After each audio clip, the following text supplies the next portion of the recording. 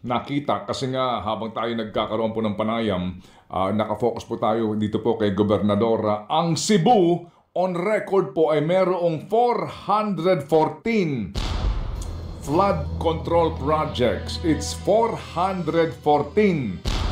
414 na mga flood control projects. Ang halaga po niyan ay 26.6 billion pesos. Yan po ang ating nakalap na impormasyon. Marami pong salamat at kami po ay makikipag-ugnayan din sa Cebu government para nga po dito po sa ilang pang mga tulong na maaari maiabot maging ng ating pong Alagang Kapatid Foundation. Yes. Bago pong ating isa pang importanteng panayam, girl, atin po lamang tunghayan ang sitwasyon dyan po naman sa lungsod ng Iloilo.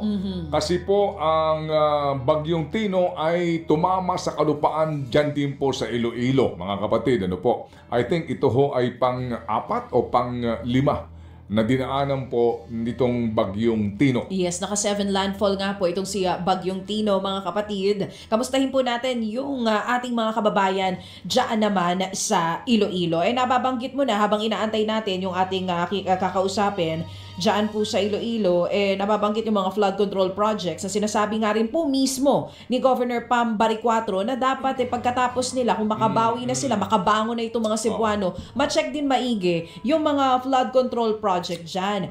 Meron isang flood control projects dyan sa kahabaan ng Butuanon River na last August 25 lang, kaka-check lang nila ha. Pero nakita ko dun sa mga pictures kahapon, sira agad. Kasama po sa mga nasira. At yung contractor dyan, I think naimbitahan din sa Senate hearing, di po ba?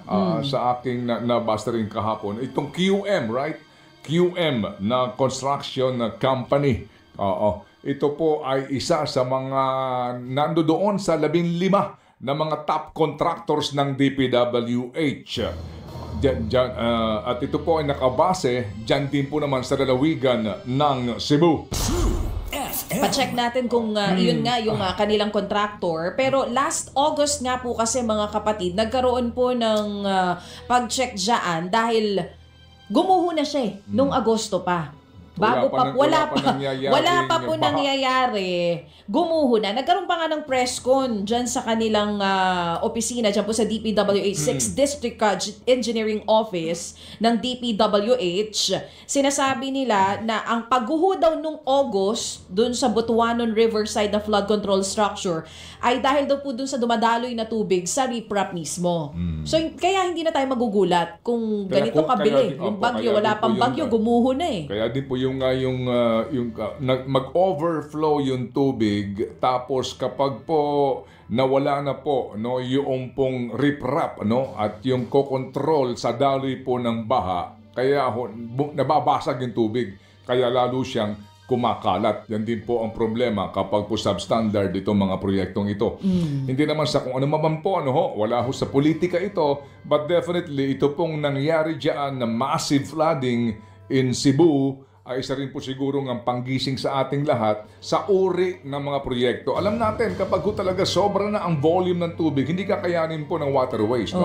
Definitely. Pero malaking bagay po kung standard at maayos po yung disenyo at gawa ng mga flood control projects. After all, this is 26.6 billion pesos na pera ng bayan na on record po ay bahagi noong pong napakalaking halaga na ginasta po ng gobyerno, ng estado, ng mga Pilipino sa iba't ibang mga lalawigan na pinaglagakan po ng pondong ito para umano sa mga proyekto pakikinabangan sa panahon ng malakas ang ulan.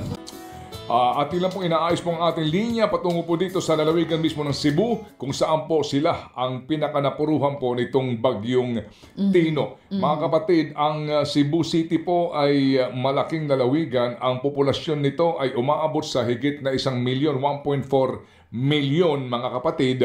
At ang kanila pong lungsod ay Cebu, Lapu-Lapu at Mandaue. At sila po meron pa mga component states na 6 ng mainit na dagat yung mga bagyo na tumatama po dito sa ating bansa. Yun ang paliwanag nila kagabi dito po sa nangyari sa Cebu City. Hindi lang po yung isang residente ang nagulat dito sa naramdaman po nilang pagbaha. Maging yung ibang mga lugar, nagulat din sila. Binabaha na naman daw before. Pero ito daw ang pinakamataas na pagbaha na kanila pong naranasan. At matatandaan po nitong nakaraan, inabot din po ng lindol itong Cebu. So yung iba po na mga residente na nakatira pa rin hanggang ngayon sa Tent City, dahil po dun sa nangyari last September na 6.9 na magnitude na lindol, dahil pa rin po sa Bagyong Tino, sa pilitan pong inilikas itong mga residente na nasa Tent City para pa rin po sa kaligtasan nitong mga residente ito. Umabot po sa 400,000 na katao ang inilikas bago po tumama pa itong si Bagyong Tino. So nakikita ko yung